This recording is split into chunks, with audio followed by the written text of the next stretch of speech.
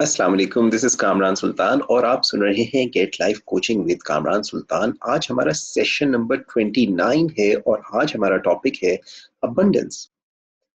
Abundance या जिसे हम उर्दू में कसरत कहते हैं और जिसका ऑपोजिट है स्कैरसिटी या फुकदान।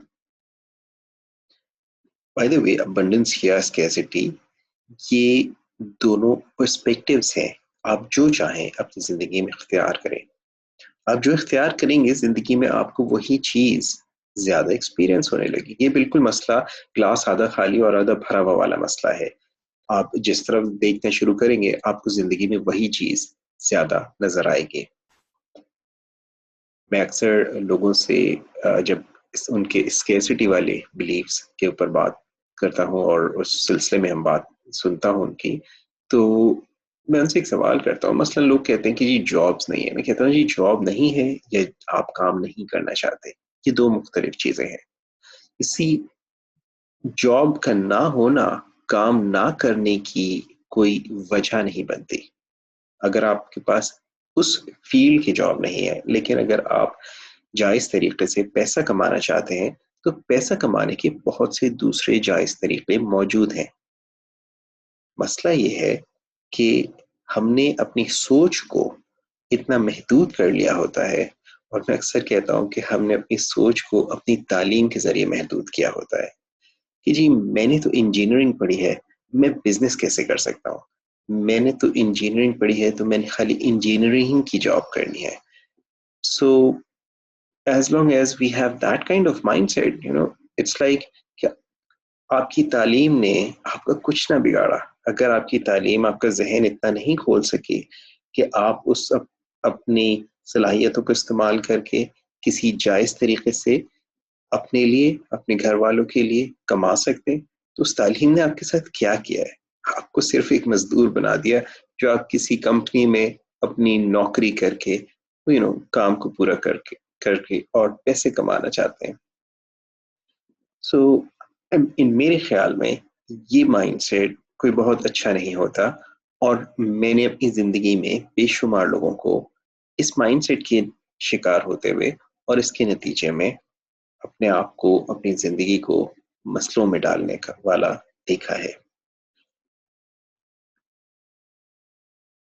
जब हम बात करते हैं अबंडेंस की, आप गौर कीजिए अल्लाह ताला ने इस कायनात में कितनी अबंडेंस रखी है। हर चीज की कसरत है। इनफैक्ट हमारे यहाँ आजकल एक बहुत बड़ा मसला जो होता है वो है पानी का मसला। अगर आप गौर करें तो हमारे यहाँ पानी की किल्लत इतनी नहीं है जितनी पानी की मिसमैनेजमेंट है।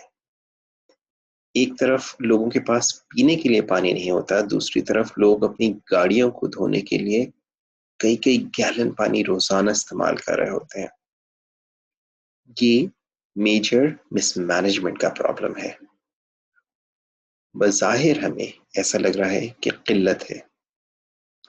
बहरहाल ये एक अलग बहस हो जाएगी, लेकिन जिस माइंडसेट की हम बात कर रहे हैं, अबंडेंस, इसको समझने के लिए कि कितनी अबंडेंस है, तसव्वुर कीजिए एक छोटी सी चूंटी अपने खोल से निकलती है अपने रिस्क की तलाश में, और रिस्क की तलाश में उसको निकलना पड़ता है क्योंकि अल्लाह ताला रिस्क उसको भी देता है, लेकिन उसके खोल में नहीं डालता, उसको कोशिश करना होती है। तो वो चूंटी निकलती है अपने खोल से रिस्क की तलाश में, और चलते चलते उसको एक चीनी का दाना मिल जाता है। वो उस चीनी के दाने को उठाती है और उसको ख्याल होता है बस आज की जरूरत तो हो गई पूरी। अब फर्ज कीजिए कि वो चूंटी चलती है एक और दिन, और उस दिन उसको एक दाने के बजाय एक चमचा चीनी का बढ़ावा मिलता है। मीन्स एक उतनी मिकदार जितनी एक चाय के चमचे की होती है उतनी चीनी उसको मिलती है। उस दिन तो चूंटी कहेगी चलो भाई महीने भर की छुट्टी हो गई। फर्ज कीजिए एक और रोज चूंटी निकलती है और उस रोज उसको चलते चलते उसके सामने एक चूंटी के एक एक चीनी का ढेर मिल जाता है, एक बोरी मिल जाती है। اب تو چینٹی آرام سے بیٹھے گی کہ اب تو جی ساری زندگی کی آسانی ہو گئی، محنت کرنے کی ضرورت ہی نہیں ہے، اسی ڈھیر میں سے روز کھاتے رہیں گے۔ بلکہ ہو سکتا ہے وہ اپنے ساتھ اپنے خاندان، دوست، یار سب کو دعوت دے کہ آؤ بہت بڑا ڈھیر مل گیا ہے، سب مل کر کھائیں گے۔ فرض کیجئے کہ ایک چوٹی کو ایک شوگر مل جاتی ہے، امیجن چونٹی کا کیا حال ہوگا۔ چونٹی وہیں پہ اپنا سارا بوریا بستر سمیٹ کر ادھر ہی آ کر رہنا شروع کر دے گی کہ اب تو اپنی نسلیں کھائیں گی، ساری نسلوں کے لیے آسانی ہو گئی، جب تک یہ میل ہے کھاتے رہو اور عیش کرتے رہو۔ اب سوچئے اس کائنات میں اللہ تعالیٰ نے جو کچھ پیدا کیا ہے، اور اللہ تعالیٰ کے پاس ہر چیز کی کثرت ہے، اس کے مقابلے میں آپ کی ضرورتیں، آپ کی تمام تر ضرورتیں جو کچھ آپ اپنی زندگی میں چاہتے ہیں، وہ تمام ضرورتیں، ان کا موازنہ اللہ تعالیٰ کی رحمتوں، اللہ تعالیٰ کی اس کائنات میں جو کثرت ہے ہر چیز کی، اس سے ذرا کیجئے۔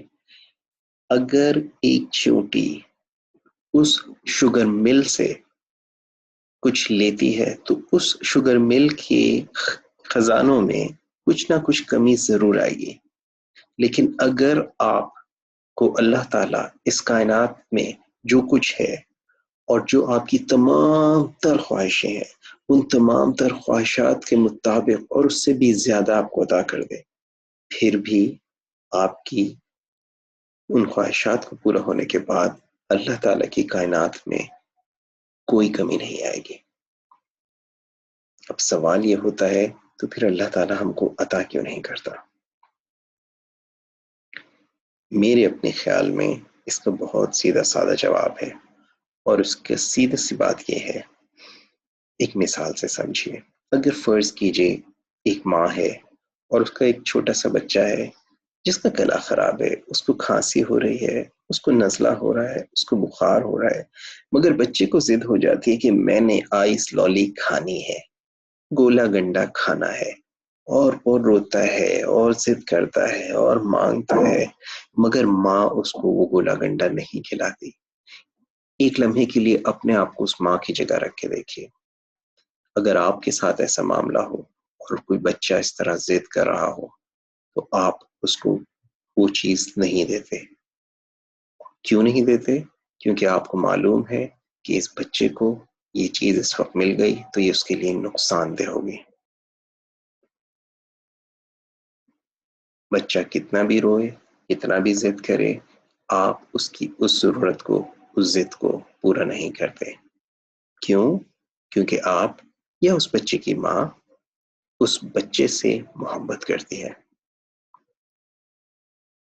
لیکن جب وہی بچہ صحت مند و تندرست و توانا ہو اور وہ اپنی ماں سے ایک بار خالی خواہش کرتا ہے آئس کریم کھانی ہے، آئس لولی کھانی ہے، ماں اس کو خوشی سے کھلاتی ہے، نہ صرف خوشی سے کھلاتی ہے بلکہ ایک کھا لے تو کہتی ہے اور چاہیے میرے بیٹے کو۔ سوال کہ اس وقت وہ اس کو کیوں دے رہی ہے؟ اور اس کا صرف جواب سیدھا سا ہے، اس لیے کیونکہ ماں جانتی ہے آج اس بچے کو دے دینے سے اس کا کوئی نقصان نہیں ہوگا۔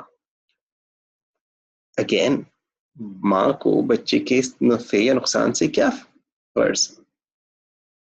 کیونکہ ماں اس بچے سے محبت کرتی ہے، اور وہ جو آپ سے، آپ کی ماں سے 70 گنا زیادہ محبت کرتا ہے، جس کے خزانوں میں کسی قسم کی کوئی کمی نہیں ہوتی۔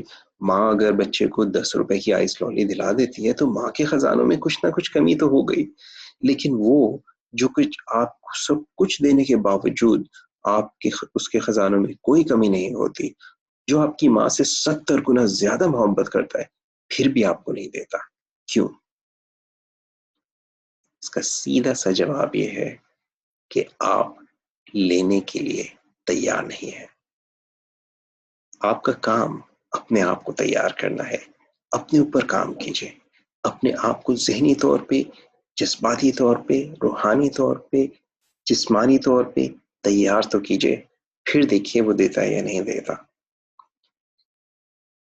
ہم ساری زندگی ادھر ادھر ہاتھ پیر مارتے رہتے ہیں، کوششیں کرتے ہیں، غلط سمت میں کوشش کرتے ہیں، نتیجتاً ہمارے سامنے غلط نتائج آتے ہیں۔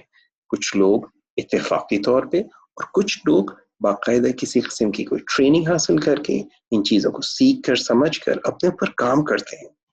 میں بار بار اسی لیے آپ لوگ کو انوائٹ کرتا ہوں، آئیے، اگر آپ سمجھتے ہیں آپ کو زندگی میں بہتری لانے کی ضرورت ہے، آئیے مجھ سے بات کیجیے، آئے 1 گھنٹہ ساتھ گزارتے ہیں۔ میں آپ کو جو کوچنگ کر سکتا ہوں، I will give you the best coaching I can.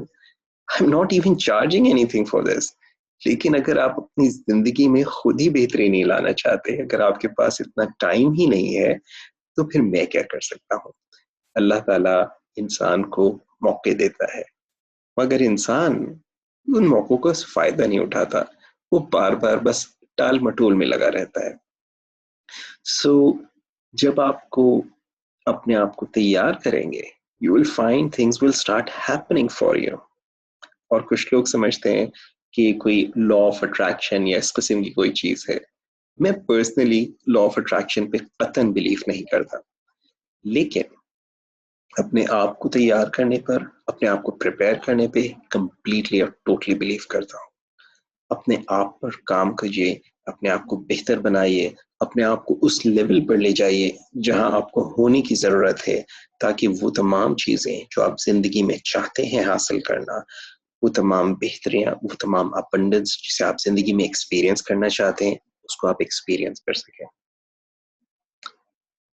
Us lesson کو، اس سیشن کو دوبارہ سنیے گا، غور سے سنیے گا اور سوچئے، کیا جو کچھ آپ اپنی زندگی میں حاصل کرنا چاہتے ہیں، ذہنی طور پر، جسمانی طور پر، روحانی طور پر، جذباتی طور پر، آپ اس کے اہل ہیں؟ کیا آپ تیار ہیں کہ آپ وہ چیزیں حاصل کر سکیں؟